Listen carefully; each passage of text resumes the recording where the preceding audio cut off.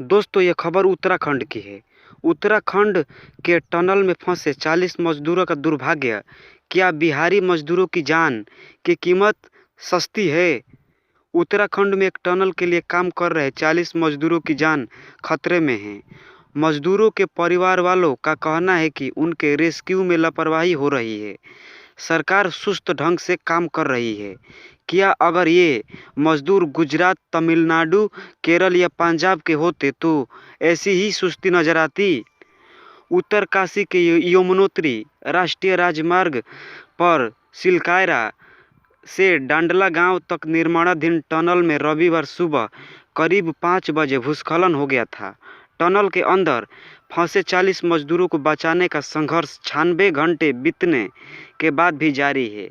मौके पर मौजूद मजदूरों के परिवार वालों का कहना है कि घोर लापरवाही हो रही है। पहले मशीन आने में देरी हुई, दूसरी आधुनिक मशीन मंगवाने में भी देरी की गई है। परिजनों की हैसियत ऐसी नहीं है कि उनकी आवाज़ हमारी सिस्टम के सामने गूंज सके, पर यह साफ दिखाई दे रहा है कि 40 मजदूरों के टनल में फंसे होने के 4 दिन और रात बीत जाने के बावजूद प्रशासन अभी खाली हाथ है। सवाल यह उठता है कि झारखंड, बिहार, बंगाल और उड़ीसा की जगह दूसरे अमीर स्टेट के लोग फंसे होते तो क्या ऐसी सुस्ती दिखाई देती? जिस देश में प्रिंस नाम के एक बच्चे को बचाने के लिए पूरी मशीनरी लग गई थी, उसी देश में 40 मजदूरों को लेकर कोई हल्ला क्यों नहीं दिखाई दे रहा है?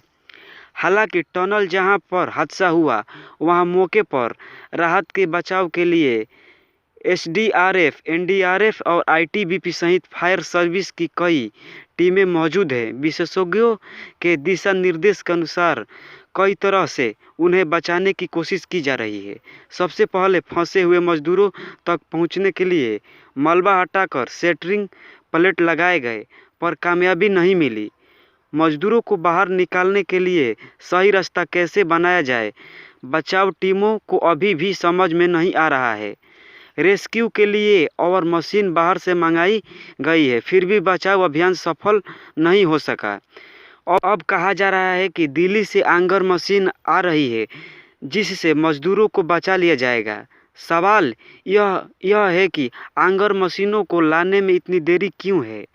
खबर लिखे जाने तक टनल में फंसे श्रमिकों को बाहर निकालने के लिए एंगर मशीन के जरिए ह्यूम पाइप बिछाने का कार्य शुरू होने वाला था।